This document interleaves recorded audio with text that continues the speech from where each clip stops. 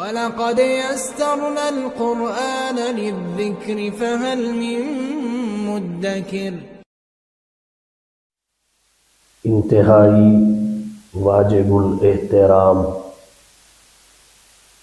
معزز سامعین کرام،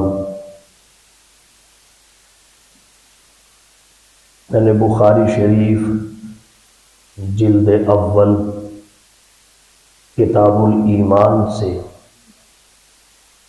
حضرت نعمان بن بشیر رضی اللہ تعالی عنہ کی ایک روایت کو خطبہ میں پڑھا ہے۔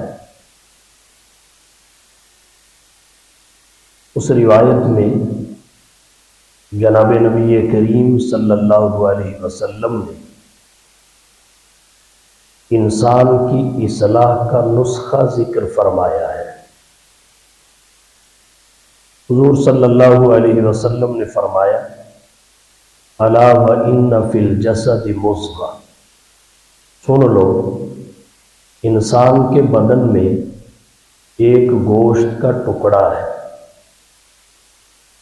اس کی حیثیت اس قدر اہم اور مرکزی ہے، اذا صلحت صلح الجسد کلہ، جب وہ سنور جاتا ہے پورا بدن اور انسان سنور جاتا ہے، وَإِذَا فَسَدَتْ فَسَدَ الْجَسَدُ كُلُّهُ، اور جب وہ بگڑ جاتا ہے پورا بدن اور انسان بگڑ جاتا ہے۔ سوال پیدا ہوتا ہے، بدن انسانی میں ایسا کون سا ٹکڑا ہے جس کے بننے پر سنورنے پر پورے انسان کے بننے اور سنورنے کا مدار ہے، اور اس کے بگڑنے پر پورے انسان کے بگڑنے کا مدار ہے؟ جناب نبی کریم صلی اللہ علیہ وسلم نے فرمایا، الا وہی القلب، سن لو وہ ٹکڑا انسان کا دل ہے۔ دل کو اللہ کے رسول صلی اللہ علیہ وسلم نے مرکزی مقام عطا فرمایا۔ انسان کی صلاح اور بگاڑ، ان دونوں کا مدار دل کے سنورنے اور بگڑنے پر ہے۔ سوال پیدا ہوتا ہے، سر سے لے کر پاؤں تک بدن انسانی میں بہت سارے اعضاء ہیں، کسی اور عضو کے بارے میں اس قسم کا ارشاد نہیں ہے، فقط دل کے بارے میں ہے، اس کی کیا وجہ ہے؟ اہل علم نے لکھا ہے، دل بدن انسانی کے تمام اعضاء کا حاکم ہے، جسمانی طور پر بھی روحانی طور پر بھی۔ دل بادشاہ کی حیثیت رکھتا ہے۔ دراصل انسان کا بدن ایک ریاست کی طرح ہے۔ ریاست میں دو چیزیں ہوتی ہیں، نمبر ایک حاکم ہوتا ہے، نمبر دو رعایا ہوتی ہے۔ بالکل اسی طرح یہ انسان اور اس کا بدن ایک ریاست ہے، اس ریاست کا بادشاہ دل ہے، دیگر اعضاء رعایا اور عوام ہے۔ اگر ریاست کا بادشاہ ٹھیک ہو تو ریاست ٹھیک چلتی ہے، اور اگر بادشاہ میں بگاڑ ہو تو ریاست اس کے اثرات سے اپنے آپ کو نہیں بچا سکتی۔ جناب نبی کریم صلی اللہ علیہ وسلم نے دل کے بننے، سنورنے اور بگڑنے پر انسان کے بننے، سنورنے اور بگڑنے کا مدار اسی لیے رکھا ہے کہ یہ بادشاہ ہے۔ اور عربی کا ایک مقولہ ہے، الناس علی دین ملوکہم، لوگ اپنے بادشاہوں کے دین پر ہوتے ہیں، بادشاہوں کی تقلید اور نکالی کرتے ہیں۔ تو جب دل بادشاہ ہوا، اس کی اصلاح ہو گئی، تو تو اس میں خیالات پاکیزہ آئیں گے، اعضاء میں ان خیالات کی تعمیل کرنا ہے۔ تو جب پاکیزہ خیالات اور ارادے دل میں پیدا ہوں گے، اعضاء اس آرڈر کی تعمیل کریں گے، تو ہر طرف اصلاح ہی اصلاح، درستگی ہی درستگی نظر آئے گی۔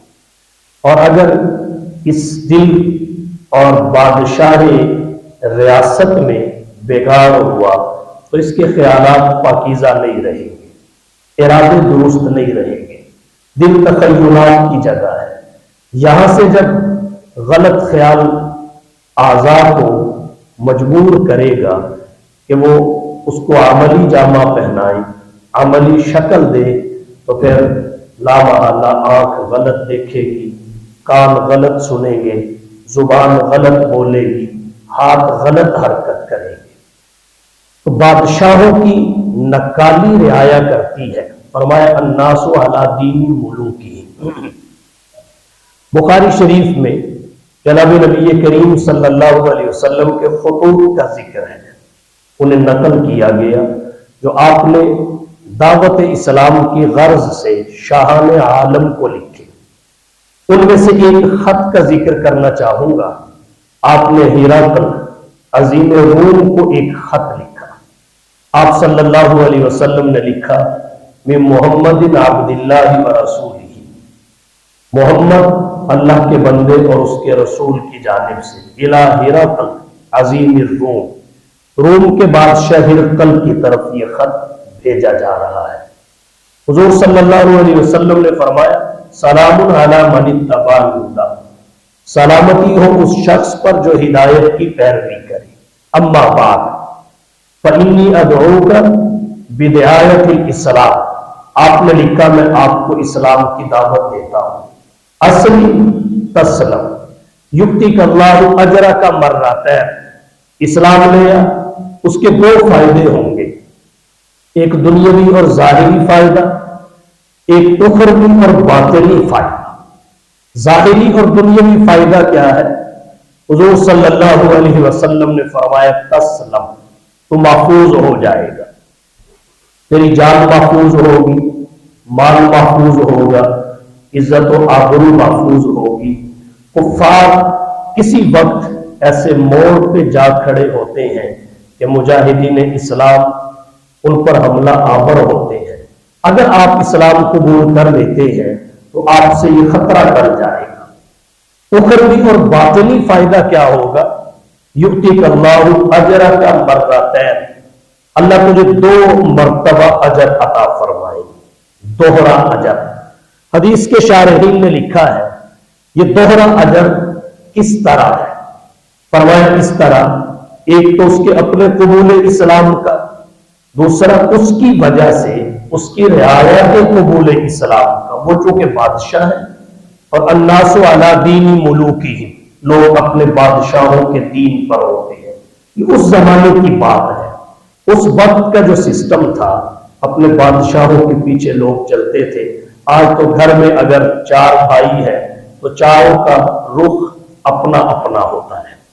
رسول اللہ صلی اللہ علیہ وسلم نے فرمایا فَإِن تَوَلَّيْتَ، اگر تو اعراض کرے، بات نہ مانے، تو پھر یہ بات بھی سمجھ لے فَإِنَّ عَلَيْكَ اسْمَ الْأَرِيسِيِّينَ، پھر ان دہقانوں اور کسانوں کے، مزدوروں کے اسلام قبول نہ کرنے کا گناہ بھی تیرے سر ہوگا، اس لیے کہ وہ تیرے پیچھے چلیں گے۔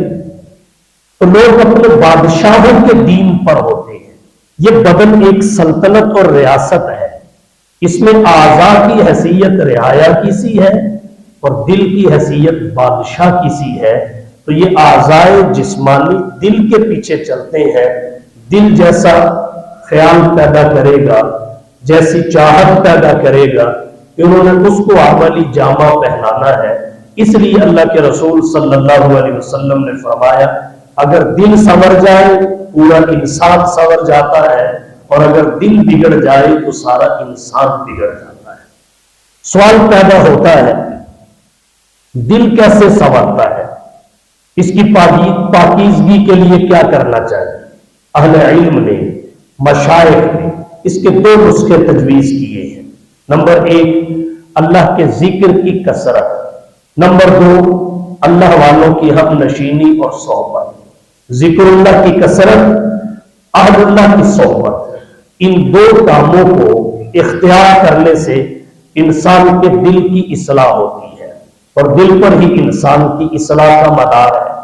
پہلی چیز ذکر اللہ کی کثرت، اللہ کا ذکر اللہ کا حکم ہے، اللہ کی عبادت ہے، اور پھر ذکر الہی ایک ایسا حکم الہی ہے جس کے حکم میں اللہ نے کثرت کو شامل کیا ہے۔ فرمایا یا ایھا الذین آمنوا اذکروا اللہ ذکرا کثیرا، اے اہل ایمان کثرت سے اللہ کا ذکر کرو، اذکروا اللہ ذکرا کثیرا۔ آپ دیکھیے قبول ایمان کے بعد، قبول اسلام کے بعد ارکانی عبادات 4 ہیں۔ نمبر 1 نماز، نمبر 2 روزہ، نمبر 3 زکات، نمبر 4 حج۔ یہ چاروں عبادات ایسی ہے کہ یہ کچھ نہ کچھ قیود کے ساتھ بڑھی ہوئی ہے۔ مثلا نماز کو وقت سے پہلے نہیں پڑھ سکتے، نماز پڑھنے کے لیے وقت کا داخل ہونا ضروری ہے۔ نمبر 2 وضو کے بغیر نہیں پڑھ سکتے۔ نمبر 3 قبلہ رخ ہونا بھی ضروری ہے۔ اسی طریقے سے رمضان کا روزہ رمضان سے پہلے نہیں رکھ سکتے۔ زکات کے لیے شریعت مطہرہ نے شرطیں لگائی ہیں، مال نصاب کا مالک ہونا، حولان حول، پھر اس پر سال کا گزر جانا، اور پھر زکات کی ادائیگی کے لیے شریعت مطہرہ نے ایک مقدار مقرر کی ہے، 40واں حصہ زکات میں دیا جاتا ہے۔ اسی طرح حج کی بھی شرطیں ہیں۔ حج ہر مسلمان پہ فرض نہیں ہوتا، اس کے فرض ہونے کے لیے ایک خاص مقدار میں بندے کے پاس مال ہو، پھر راستہ پر عمل ہو وغیرہ، جبکہ ذکر الہی ان تمام قیود سے بے نیاز ہے، کوئی پابندی اس کے لیے نہیں ہے، نہ وقت کی پابندی ہے جس وقت جی چاہے کر لو، نہ وضو کی شرط ہے وضو کے ساتھ کرو تب بھی ٹھیک، بغیر وضو کے کرو تب بھی ٹھیک، نہ قبلہ رو ہونے کی شرط ہے، جس جانب بندے کا منہ ہو بندہ کر سکتا ہے، نہ کوئی خاص حالت شرط ہے کہ آپ کھڑے ہو کے کر سکتے ہیں بیٹھ کے نہیں، یا بیٹھ کے کر سکتے ہیں لیٹ کے نہیں، اور نہ ہی اس کے لیے اجتماعیت یا انفرادیت، اور نہ ہی اس کے لیے کوئی خاص کلمات مقرر ہے کہ آپ کسی کلمہ کے ساتھ اللہ کا ذکر کر سکتے ہیں، اس کے علاوہ نہیں کر سکتے۔ ہاں اتنی بات ضرور ہے، اہل علم نے لکھا ہے ان کلمات کے ساتھ اللہ کا ذکر کرنا زیادہ نفع بخش اور قبولیت کے زیادہ قریب ہوتا ہے جو اللہ کے قرآن میں یا جناب نبی کریم صلی اللہ علیہ وسلم کی احادیث میں مذکور ہو۔ تو یہ تمام پابندیاں اللہ نے اٹھائی کیوں ہے ذکر کے معاملہ میں؟ تاکہ ہر شخص کے لیے ذکر کی کثرت کو حاصل کرنا آسان سے آسان تر ہو جائے۔ ایک جگہ فرمایا اذکروا اللہ ذکرا کثیرا، اور ایک جگہ اس کے ساتھ فرمایا لعلکم تفلحون، تاکہ تم فلاح پا جاؤ۔ یہاں ایک بات اور سمجھنے کی ہے، ذکر کثیر کسے کہتے ہیں؟ ذکر کثیر دراصل اس ذکر کو کہتے ہیں جو محدود نہ ہو، غیر محدود ہو، اور اہل علم نے آسان تعبیر یہ کی ہے ذکر کثیر کسے کہتے ہیں؟ انسان کی زبان بھی، انسان کا دل بھی، بدن کا ایک ایک خلیہ اللہ کا ذکر کرنے لگ جائے تو ذکر کثیر بن جاتا ہے۔ اور ذکر کثیر کی اہمیت پہ کیوں زور دیا جاتا ہے؟ اس کی وجہ اہل علم نے یہ لکھی ہے، ہمارے دلوں پر گناہوں کی گرد و غبار پڑھ پڑھ کے ڈھیر لگ گیا ہے، اور آپ اس بات کو بخوبی جانتے ہیں کہ جب کسی شیشے پر گرد و غبار اس قدر پڑ جائے کہ ڈھیر بن جائے تو پھر تھوڑا پانی ڈالنے سے گارا بنے گا، صفائی نہیں ہوگی۔ صفائی کے لیے زیادہ پانی کی ضرورت ہے، تو ہمارے دلوں پہ جو گارا بنا ہوا ہے اس کی صفائی کے لیے جو گناہوں کی دھول پڑ پڑ کے وافر مٹی جمع ہو گئی ہے اس کی دھلائی کے لیے خالی ذکر ہی نہیں بلکہ ذکر کثیر کی ضرورت ہے۔ ذکر الہی کا فلسفہ کیا ہے؟ ذکر الہی کا فلسفہ ہے احساس عبودیت، اظہار بندگی اور اپنے دل سے اللہ کی عظمت کا اقرار اور اعتراف۔ جناب نبی کریم صلی اللہ علیہ وسلم نے فرمایا لِكُلِّ شَيْءٍ سِقَالَةٌ، ہر چیز کے لیے سقالہ ہے، پالش ہے، صفائی کرنے کے اوزار ہے۔ وَسِقَالَةُ الْقُلُوبِ ذِكْرُ اللَّهِ، اور دلوں کی پالش اللہ کا ذکر ہے۔ اللہ کے ذکر سے دلوں سے میل اترتی ہے، تاریکیاں دور ہوتی ہے اور روحانیت اور نورانیت دلوں میں پیدا ہوتی ہے۔ تو پہلی چیز جس سے انسان کے قلب کی اصلاح ہوتی ہے، پاکیزگی آتی ہے، اس کے خیالات اعلیٰ اور عمدہ ہو جاتے ہیں، وہ کیا ہے؟ اللہ کے ذکر کی کثرت۔ کیونکہ فسق اور تقوی یہ دو چیزیں ایسی ہیں، ان کا محل انسان کا دل ہے۔ تقوی کا محل بھی دل ہے، فسق کا محل بھی دل ہے۔ جناب نبی کریم صلی اللہ علیہ وسلم نے اپنے سینے کی طرف اشارہ کر کے فرمایا التقوی ہا ہونا، تقوی یہاں ہوتا ہے۔ التقوی ہا ہونا یشیر الی صدرہ، رسول اللہ صلی اللہ علیہ وسلم اپنے سینے کی طرف اشارہ فرما رہے تھے، اور انسان کا دل جو ہوتا ہے وہ سر میں نہیں سینے میں ہوتا ہے۔ اس بایاں پستان سے 2 انگلی کے فاصلہ پر بغل کی جانب انسان کے دل کا مقام ہے۔ تو ذکر اللہ کی کثرت انسان کے قلب کی پاکیزگی کا ذریعہ ہے۔ دوسری چیز کیا ہے؟ وہ ہے اہل اللہ کی صحبت، اولیاء اللہ کی ہم نشینی۔ اللہ نے قرآن کریم میں اس کا حکم دیا، فرمایا یا ایھا الذین آمنوا اتقوا اللہ وکونوا مع الصادقین، اے اہل ایمان اللہ سے ڈرو، تقوی اختیار کرو، وکونوا مع الصادقین، اور صادقین کے ساتھ ہو جاؤ۔ صادقین کیا ہے؟ تفسیر کے ماہرین نے لکھا ہے کہ صادقین سے مراد صالحین ہے، صالحین۔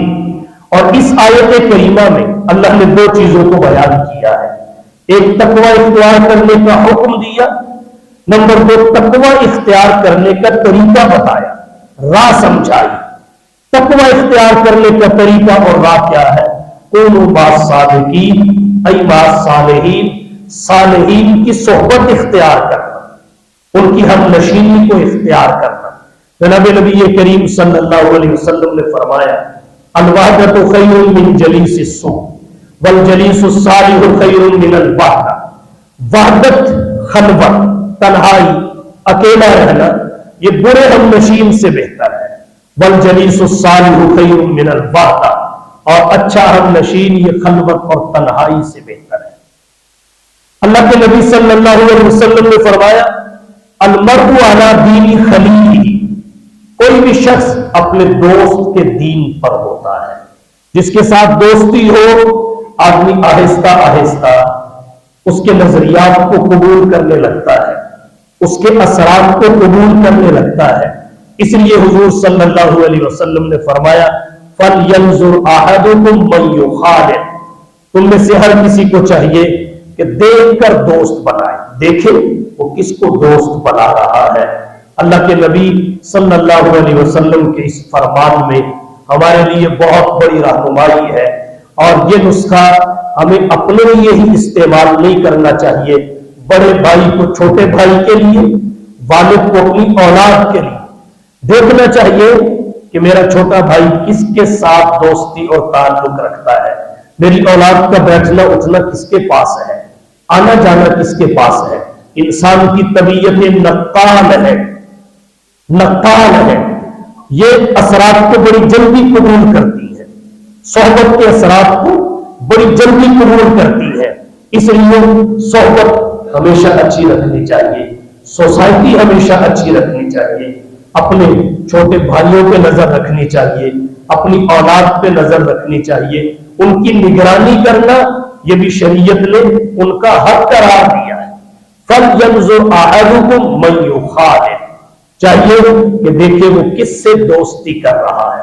صحبت کے بڑے اثرات ہیں۔ حضرت شیخ سعدی رحمۃ اللہ علیہ کی ایک کتاب ہے گلستان، فارسی میں ہے، ہمارے مدارس میں درس نظامی کے نصاب میں ابتدائی طلباء کو پڑھائی جاتی ہے۔ حضرت شیخ سعدی رحمۃ اللہ علیہ نے اس کے دیباچہ میں ایک بات لکھی، اس سے ہم سمجھ سکتے ہیں کہ اچھی صحبت کے اثرات کیا ہیں۔ حضرت شیخ سعدی رحمۃ اللہ علیہ فرماتے ہیں، میں ایک دن حمام میں تھا، میرا ایک دوست آیا، اس نے آ کر مجھے ایک مٹی دی۔ جب میں نے وہ مٹی لی، اسے سونگا تو وہ بڑی خوشبودار تھی، اس سے مہک آ رہی تھی، ماحول معطر ہو رہا تھا۔ شیخ سعدی رحمۃ اللہ علیہ فرمانے لگے، میں نے اس مٹی سے پوچھا تو مشک ہے یا عنبر ہے؟ مشک ہے یا عنبر ہے؟ وہ مٹی کہنے لگی، میں مٹی ہوں، نہ مشک ہوں نہ عنبر، مٹی ہوں، نہ مشک ہوں نہ عنبر، تو پھر تجھ میں اتنی خوشبو کہاں سے آئی؟ شیخ سعدی رحمۃ اللہ علیہ فرماتے ہیں، اس مٹی نے مجھے جواب دیا، اس میں میرا کوئی کمال نہیں، یہ میرے ہم نشین کے جمال کا اثر ہے، میرا کوئی کمال نہیں، یہ میرے ہم نشین کے جمال کا اثر ہے۔ میں ایک عرصہ تک پھولوں کی صحبت میں رہی ہوں، ان پھولوں کی صحبت نے مجھے خوشبودار کر دیا ہے۔ اس لیے نیک لوگوں کی صحبت پھولوں کی طرح قرار دی گئی، اور اس صحبت کو اختیار کرنے والا اپنے عقائد کے اعتبار سے، اپنے اعمال کے اعتبار سے، تقوی کے اعتبار سے، اپنے باطن کے اعتبار سے خوشبودار بن جاتا ہے۔ جناب نبی کریم صلی اللہ علیہ وسلم نے اچھی اور بری صحبت کی مثال کیسے دی؟ حدیث شریف کا خلاصہ آپ کی توجہ کی نظر کرتا ہوں۔ حضور صلی اللہ علیہ وسلم نے فرمایا، اچھی صحبت کی مثال عطار کی دکان کی سی ہے۔ جیسے بندہ عطار کی دکان میں جا کے بیٹھ جائے، اور بری صحبت لوہار کی بھٹی کی طرح ہے۔ بری صحبت اختیار کرنا ایسے ہے جیسے لوہار کی بھٹی کے پاس جا کر بندہ بیٹھ جائے۔ جب کوئی شخص عطار کی دکان میں جا کے بیٹھتا ہے، عطار کی صحبت کو اختیار کرتا ہے، وہ اسے عطر دے یا نہ دے، لیکن اس عطر کی خوشبو سے اس کا دماغ معطر ضرور ہو جاتا ہے۔ عطار اسے عطر دے یا نہ دے، عطر کی خوشبو اس کو پہنچ کے رہتی ہے۔ تو بالکل اسی طرح اہل اللہ کی صحبت اختیار کرنا، نیک لوگوں کی صحبت میں بیٹھنا، اس کا اتنا فائدہ ضرور ہوتا ہے کہ اس صحبت کے اثرات منتقل ہو جاتے ہیں، اثرات۔ اور بری صحبت کی مثال یہ لوہار کی بھٹی کے پاس بیٹھنے کی سی ہے۔ جب کوئی شخص لوہار کی بھٹی کے پاس بیٹھتا ہے، اڑ کر چنگاری اس کے کپڑوں کو جلائے یا نہ جلائے، دھواں اس کے کپڑوں کو میلا ضرور کر دیتا ہے، سیاہ ضرور کر دیتا ہے، سفیدی اور چمک میں فرق ضرور آ جاتا ہے۔ بالکل اسی طرح بری صحبت کے اثرات ہیں۔ اچھی صحبت مثبت تبدیلی لاتی ہے، اور بری صحبت انسان کے دل کی چمک کو میلا کرتی ہے۔ اس لیے ہمیں چاہیے خود بھی ہم اچھی صحبت اختیار کریں، اچھے لوگوں کے ساتھ دوستی اور تعلق رکھیں، برے لوگوں کی اصلاح کی فکر کریں، ان سے متاثر نہ ہو، ان کی تقلید نہ کریں، ان کو فالو نہ کریں۔ اچھی صحبت انسان کے کمال کے لیے، روحانی اور باطنی عروج کے لیے انتہائی ضروری ہے۔ یاد رکھیے، میدان محشر میں ساری دوستیاں بیکار ثابت ہوں گی، لیکن نیک لوگوں کی جو آپس کی دوستی ہوگی، اللہ نے قرآن کریم میں بتایا، وہ باقی بھی رہے گی، کام بھی آئے گی۔ میدان محشر میں نفسا نفسی کا عالم ہوگا۔ اللہ نے قرآن کریم میں فرمایا، یوم یفر المرء من اخیہ وامہ وابیہ وصاحبتہ وبنیہ لکل امرئ منہم یومئذ شأن یغنیہ۔ یفر المرء من اخیہ، یہ وہ دن ہوگا بھائی بھائی سے بھاگے گا، وامہ وابیہ، والد اور والدہ سے کنارہ کشی کرے گا، وصاحبتہ وبنیہ، اپنی بیوی سے نظریں چراتا پھرے گا، کہیں نیکی کا سوال نہ کر، اپنے بیٹوں سے کنارہ کشی اختیار کرے گا۔ جس دن نفسا نفسی اس قدر پھیلی ہوگی، اس کی کثرت اور بہتات ہوگی کہ دنیا میں جس کے لیے جان چھڑکنے پر آبادگی کا اظہار کیا جاتا تھا وہاں اس سے بچاؤ اور کنارہ کشی اختیار کی جا رہی ہے۔ سورۃ الزخرف میں اللہ نے فرمایا اس دن الاخلاء یومئذ بعضهم لبعض عدو الا المتقین، متقین کی دوستی اس دن فائدہ دے گی، باقی تمام دوستیاں ختم ہو جائیں گی، دم توڑ جائیں گی۔ تو دوستی اہل علم سے، اہل تقوی سے، اہل عمل سے، نیک لوگوں سے کرنا یہ ہماری کامیابی کے لیے، ہماری نیک نامی کے لیے، ہمارے دل کی اصلاح کے لیے ضروری ہے، اور دل کی اصلاح پورے انسان کی اصلاح کے لیے ضروری ہے۔ صحبت کے اثرات ہوتے ہیں، صحبت کے اثرات ہوتے ہیں، اور اہل علم نے لکھا ہے صحبت انسان کو جاندار کی، خواہ وہ جاندار انسان ہو یا حیوان ہو، وہ بھی متاثر کیے بغیر نہیں رہتی، حیوانوں کی صحبت بھی اثر انداز ہوتی ہے۔ اہل علم نے لکھا ہے جو اونٹ کے چرواہے ہوتے ہیں ان کے مزاج میں ضد ہوتی ہے، اونٹوں کے چرواہے مزاج اور طبع کے اعتبار سے ضدی ہوتے ہیں، جو کہ یہ صفت اونٹ کے مزاج میں ہوتی ہے، اونٹوں کی صحبت کی وجہ سے بندے میں منتقل ہو جاتی ہے۔ جو گھوڑے کے شوقین ہوتے ہیں ان کے مزاج میں فخر اور تکبر ہوتا ہے، کیونکہ گھوڑے کے مزاج میں یہ شے شامل ہے، اور جو بکریوں کے چرواہے ہوتے ہیں ان کے مزاج میں نرمی ہوتی ہے، تحمل ہوتا ہے، کیونکہ بکری مزاج اور طبع کے اعتبار سے نرم واقع ہوئی ہے۔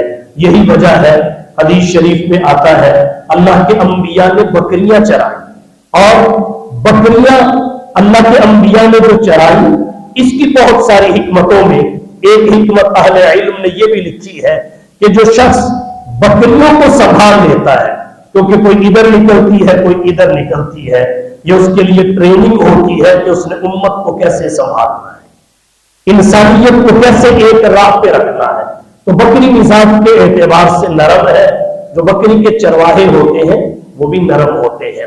جب بکری کی صحبت، گھوڑے کی صحبت، اونٹ کی صحبت، حیوانات کی صحبت انسان میں اثر انداز ہوتی ہے، تو انسان کی صحبت انسان پہ کس قدر اثر کرتی ہوگی، یہ ایک بدیہی بات ہے کہ انسان کی تباہی میں اور اس کی کامیابی میں صحبتوں کا بڑا اثر ہوتا ہے۔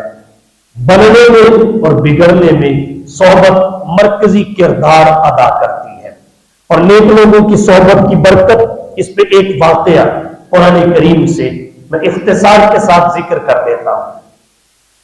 شریعت مطہرہ نے کچھ جانوروں کی نشاندہی کی ہے کہ ان جانوروں کو جنت میں بھیجا جائے گا۔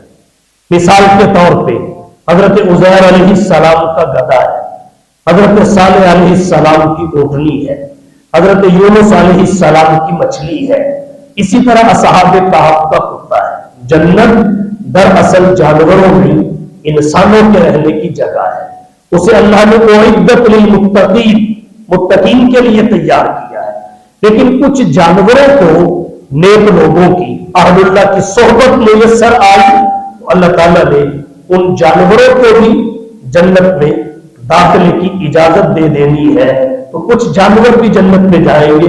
ان جانوروں میں ایک اصحاب کہف کا کتا ہے، یہ ہے کتا مگر قرآن کریم میں 3 مرتبہ اس کا ذکر آیا ہے۔ یہ ہے کتا مگر اس کا جب قرآن کریم کی تلاوت کے وقت انسان کی زبان پہ ذکر جاری ہو تو ایک ایک حرف پہ 10 نیکیاں ملتی ہیں، اور اس کو یہ بلندی کہاں سے ملی؟ اصحاب کہف کی صحبت کی وجہ سے۔ جناب نبی کریم صلی اللہ علیہ وسلم کے صحابہ، ان میں اللہ نے ہر کمال رکھا تھا۔ یہاں ایک بات اور عرض کر دوں، حضور صلی اللہ علیہ وسلم کی ذات گرامی مجمع الکمالات ہے، اللہ نے تمام خوبیاں آپ میں جمع کر دی۔ صاحب روح البیان نے لکھا ہے لِكُلِّ نَبِيٍّ فِي الْأَنَامِ فَضِيلَةٌ وَجُمْلَتُهَا مَجْمُوعَةٌ لِمُحَمَّدٍ، ہر نبی کی مخلوق میں فضیلت ہے، اور ان تمام فضیلتوں کو اللہ نے حضور کی ذات گرامی میں جمع کر دی۔ امیر خسرو دہلوی نے لکھا، اس میں یوسف دم عیسیٰ ید بہزاداری آنچے خوبا ہمادار تو تنہا دار حجت الاسلام والمسلمین قاسم العلوم والخیرات منبع فیوز و برکات صاحب آب حیات حضرت مولانا محمد قاسم نانوتوی رحمت اللہ علیہ نے اس کو 2 حصوں میں قلم بند کر دیا. فرمایا آقا جہاں کے سارے کمالات ایک تجھ میں ہے، جہاں کے سارے کمالات ایک تجھ میں ہے اور تیرے کسی میں نہیں مگر 2 4. تو حضور مجمع کمالات تھے. اللہ نے آپ میں تمام خوبیاں تمام کمالات بطریق عطم جمع فرمائے تھے، لیکن آپ کے بعد کسی بھی شخصیت میں اتنی طاقت اور پاور نہیں تھی کہ بطریق کمال ان تمام کمالات کو اس میں جمع کر دیا جاتا. پھر اللہ نے حضور کے کمالات کو بانٹا، حضور کے کمالات کو تقسیم کیا. نبی کے ہر کمال سے، نبی کی ہر خوبی سے، نبی کی ہر صفت سے نبی کے ہر صحابی کو حصہ ملا، لیکن ایک صحابی میں ایک کمال کو اللہ نے غالب کر دیا. حضور کے سارے صحابی صدق و صفا کے حامل ہیں، مگر صدیق اکبر حضرت ابو بکر کو کہا جاتا ہے. سارے حق و باطل میں فرق کرنے والے ہیں، مگر فاروق اعظم حضرت عمر کو کہا جاتا ہے. سارے حیا کے تاجدار ہیں، مگر احیا حضور نے حضرت عثمان کو کہا ہے. سارے جری اور بہادر ہیں، مگر حیدر اور بہادر اللہ کے نبی نے حضرت علی کو قرار دیا ہے. سارے اہل علم ہیں، مگر حضور صلی اللہ علیہ وسلم نے باب علم حضرت علی کو قرار دیا ہے. تو ہر کمال اور خوبی ہر ایک میں ہے، مگر نبی کی ہر خوبی کو کسی نہ کسی جگہ بطریق کمال ظاہر کرنا تھا. اس کے لیے اللہ نے ایک کمال کے لیے ایک شخصیت کو چنا اور نبی کی ایک خوبی کو قیامت تک کے لیے زندہ رکھ دیا. تو نبی کے صحابہ میں نبی کے سارے کمالات ہیں، سارے، مگر ان کی پہچان اور شناخت ان کے کسی اور کمال سے نہیں ہے، بلکہ نبی کی صحبت سے ہے. ان سے ہم میں سے کس کا زیادہ ہو سکتا ہے؟ کسی کا برابر بھی نہیں ہو سکتا. آج کے دور میں علماء کو مولانا کہتے ہیں، علامہ کہتے ہیں، فہامہ کہتے ہیں، لیکن نبی کے کسی صحابی کو آپ مولانا اور علامہ نہیں کہیں گے. یہاں محدث کہا جاتا ہے، مفسر کہا جاتا ہے، مجتہد کہا جاتا ہے، فقیہ کہا جاتا ہے. یہ القاب وہاں نہیں بولے جائیں گے. جو قرآن حفظ کر لے اسے حافظ کہتے ہیں، جو تجوید پڑھ لے اسے قاری کہتے ہیں. نبی کے صحابہ کو صحابہ ہی کہتے ہیں، حافظ اور قاری نہیں کہتے. جو تخصص کر لے یہاں اسے مفتی کہتے ہیں. نبی کے صحابہ کو صحابی ہی کہتے ہیں، مفتی نہیں کہتے، اس لیے کہ یہ سارے القابات نیچے ہیں، حضور کے صحابہ ان سب سے اوپر ہیں. نبی کی صحبت ان کا سب سے بڑا کمال ہے. انہیں حضور کی صحبت مل گئی. آپ سے بہتر ہم نشین اس کائنات میں کوئی نہیں، آپ جیسا بھی کوئی نہیں. اس لیے ان کا جو لقب، ان کا جو وصف، ان کی جو شناخت اور پہچان دنیا کے سامنے رکھی گئی، وہ مولانا نہیں، مفتی نہیں، علامہ نہیں، حافظ نہیں، قاری نہیں، بلکہ نبی کے صحابی صحبت سے بنا ہے. اس سے ہمیں یہ بات سمجھ آ جاتی ہے کہ انسان کا کمال، انسان کی ترقی، انسان کی پرواز اور روحانی اڑان نیک لوگوں کی صحبت اختیار کرنے میں ہے. جب یہ 2 چیزیں آ جائے، ذکر اللہ کی کثرت، اہل اللہ کی صحبت، تو پھر انسان کا دل پاکیزہ ہو جاتا ہے. اور جب انسان کا دل پاک ہو جائے، یہ سمر جائے، اس کی اصلاح ہو جائے، تو باقی سارے اعضاء اس کے تابع ہیں، وہ بھی درست ہو جاتے ہیں. دل خیالات کی جگہ ہے، یہاں ارادہ پیدا ہوگا، اعضاء اس کی تعمیل اور تکمیل کریں گے. اس لیے اللہ کے نبی صلی اللہ علیہ وسلم نے فرمایا انسان کے بننے اور بگڑنے کا مراد اس کے دل کے بننے اور بگڑنے پر ہے. دل کیسے بنتا ہے؟ اللہ کے ذکر کی کثرت سے، نیک لوگوں کی صحبت سے. اللہ تعالی ہم سب کو سمجھنے اور عمل کرنے کی توفیق بخشے. وآخر دعوانا